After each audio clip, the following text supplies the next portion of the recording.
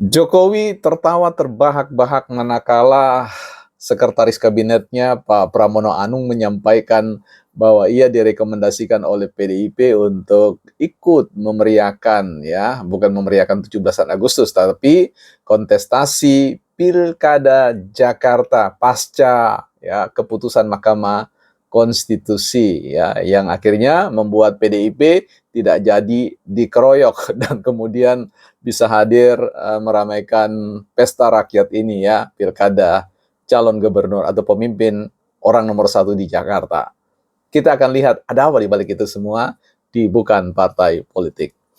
Baik teman-teman, selamat datang di channel Bukan Partai Politik, ruang publik, sekolahnya publik, bukan sekolahnya partai, untuk sama-sama kita bergandeng tangan, berjalan bersama, belajar bersama, saling menajamkan, saling ya mengingatkan satu dengan yang lain, bahkan juga bisa saling mengkritisi satu dengan yang lain, tentu dengan mengedepankan etika ya, yang etika dalam berkomunikasi di ruang publik yang hanya mencecah atau menguliti persoalan-persoalan, isu-isu bukan orang ya.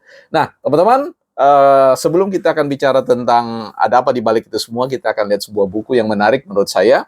Di dalam sebuah buku ini, teman-teman, kita akan bicara buku The Speed of Trust ya, The Speed of Trust ya.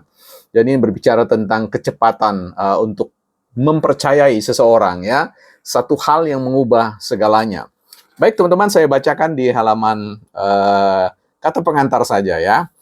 Faktor kunci dalam ekonomi global. Ketika kita bergerak cepat menuju realita saling ketergantungan global yang semakin transparan, kepercayaan menjadi semakin penting dibanding sebelumnya. Jadi kita ada di era ekonomi global, saling tergantung ya satu dengan yang lain, simbiosis mutualis, sehingga dimensi trust atau kepercayaan itu menjadi penting sekali.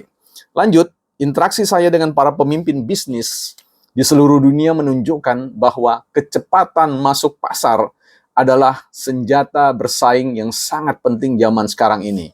Jadi ada aspek trust atau aspek kepercayaan dan juga ada aspek disebut dengan speed atau kecepatan ya. Ini penting untuk kita pahami bersama. Jadi teman-teman yang mau berbisnis, jadi perhatikan, tidak ada gunanya dipercaya orang lain tetapi kita menjadi orang yang lambat ya. Jadi punya kecepatan dan juga bisa dipercaya dalam berbisnis, apalagi bicara tentang bagaimana mengelola uang. Ini dia. Tapi kita tidak bicara soal itu teman-teman. Kita akan bicara tentang kepercayaan politik ya. Kecepatan dan kepercayaan di dalam konteks lanskap politik. Kalau Jokowi tertawa, saya kira ini perlu dilihat ya, bagaimana tawa itu ya, inilah yang mendefinisikan bahwa politik itu tidak ada ya sesuatu yang tidak mungkin ya. Beberapa waktu semalam saya berbicara dengan kolega saya, doktor di salah satu kampus saya lupa di Ternate atau di mana. Beliau bercerita tentang perspektif politik yang diajarkan oleh beberapa koleganya, mengatakan bahwa lebih gampang membuat patung itu menari daripada para elit menari dan sebagainya. Jadi inilah politik, keajaiban politik ya, bagaimana bisa mengubah sesuatu yang mustahil menjadi mungkin ya, kecuali yang seperti saya katakan membangkitkan orang mati ya, membangkitkan politisi yang sudah mati ya. Tapi kalau hati nuraninya mati masih bisa dibangkitkan. Nah, di sini menjadi sebuah hal yang penting yang menggelikan ya bagi kita, bagaimana konstelasi politik ya, khususnya kontestasi pasca putusan Mahkamah Konstitusi yang pada akhirnya merubah lanskap ya, merubah suasana kebatinan dan seterusnya, sehingga ada banyak efek-efek dominonya yang kemudian bergulir satu dengan yang lain dan perlu direspon dengan baik. Nah, saya kira saya secara pribadi, bukan partai politik, sekali lagi ya, tidak menerima apa yang Mahkamah Konstitusi putuskan sebagai sesuatu yang baik semangatnya, spiritnya, terkait tentang persoalan hak ya, kewenangan, dan itu apa yang terjadi. Saya kira ada bagian yang kita bisa terima kan, kalau bicara tentang amar putusannya Mahkamah Konstitusi kan menerima sebagian, menolak sisanya ya. Saya kira ya itu bukan partai politik menerima separuh ya dan menolak ya yang lain. Apa yang diterima ya? Eksistensi Mahkamah Konstitusi sebagai lembaga yang mengadili pada tingkat pertama dan final binding itu sepakat ya. Tetapi bagaimana berbicara tentang hadirnya norma-norma baru yang merebut ya wilayah legislatif, itu yang menjadi sebuah soal yang harapannya nanti ya saya yakin bahwa baik lembaga yudikatif, lembaga legislatif dan lembaga eksekutif sebenarnya punya spirit yang sama ya, punya kemauan bagaimana membenahi negara ini. Tetapi ya seringkali ada variabel-variabel yang kemudian mengacaukan ya, membuat kita agak sedikit goyang dan sebagainya ya. Tetapi ya kita perlu bersyukur bahwa situasi negara sudah situasinya lagi kondusif, walaupun beberapa gerakan-gerakan yang mencoba untuk menggoncang Indonesia ini yang saya ketebutkan dalam beberapa konten ingin membangladeskan Indonesia itu kelihatannya agak sulit, dan tetapi itu masih sedang didorong. Nah, dalam percakapan saya bersama dengan rekan doktor, beliau mengatakan bahwa situasinya tidak sama seperti 98. Kalau dulu 98 orang-orang seperti Budiman Sujatmiko dan yang lain-lain itu nggak sempat ya memikirkan bagaimana pergi ke kafe dan sebagainya ya. Jadi betul-betul bermalam dan seterusnya ya, habis energi di situ. Tetapi demo sekarang katanya itu masih sempat pulang pergi ngape ya, artinya minum kopi dan seterusnya di kafe-kafe. Jadi intensitas energinya, fokusnya itu tidak seperti laser. Jadi sulit untuk mengatakan ada sebuah perubahan konstelasi politik yang bisa dikatakan sama seperti people power pada era 98 ya.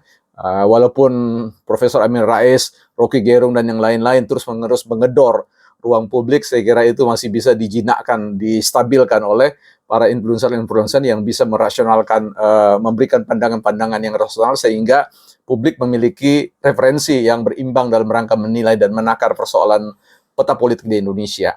Tapi kita kembali kepada persoalan tawanya Pak Jokowi. Jadi ini menarik ya, kita mau lihat dulu dari apa yang disebut dengan konstelasi Bahlil, Pak Bahlil dalam konteks bagaimana ya kemudian kembali mengusung ya Airin ya, Bu Airin untuk menjadi calon gubernur Banten kalau tidak keliru di situ.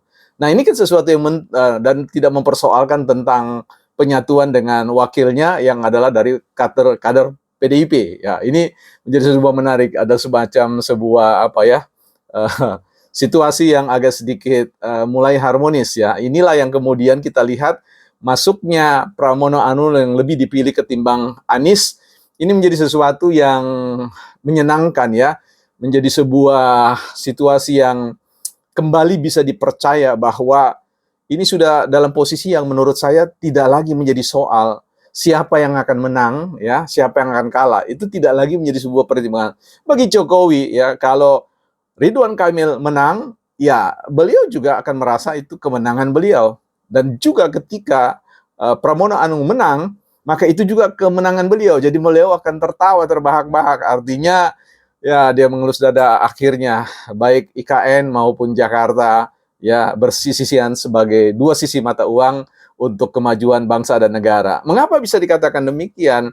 Ini ada sebuah apa ya, kalau bicara tentang profiling ya, kalau kita bicara tentang profil ketiga pemimpin bangsa kita ini, yang pertama adalah Pak Jokowi dan juga kemudian Ridwan Kamil dan Pak Pramono Anung adalah tiga tipe yang kelihatannya adalah orang yang sign quote tenang ya, ramah dan riang, menggembirakan gitu, dan juga punya wawasan yang bisa diandalkan sehingga dipercaya ya, seperti itu. Jadi persoalannya adalah sekarang ini yang menjadi sebuah soal di situ adalah siapa yang cepat, ya itu saja, ya tidak lagi bicara tentang soal figur ini diterima atau ditolak. Kalau saya lihat bahwa istana, pemerintah dalam hal ini bisa menerima kedua-duanya, Ridwan Kamil dan juga Pak Pramono Anung ya. Begitu juga dalam konteks ini kita melihat bagaimana publik juga saya rasa akan adem ya, dan lihat karena kedua profil ini adalah profil yang adem ya, baik di tingkat konstituennya ya maupun di tingkat calon-calon atau kader-kadernya. Itulah yang membuat Jokowi tertawa, artinya dia bisa bernapas lega dan enak tidurnya saya kira untuk mengatakan Jakarta itu akan cocok, kompatibel dengan Nusantara ya. Jadi dua profil wilayah yang akan bersinergi ya di bawah kepemimpinan entah Ridwan Kamil atau Pak Pramono Anung, saya kira dua tokoh yang bisa kita percaya ya, bisa kita percaya untuk menjinakkan situasi politik yang agak chaos ya, tetapi sekira sudah mulai stabil ya.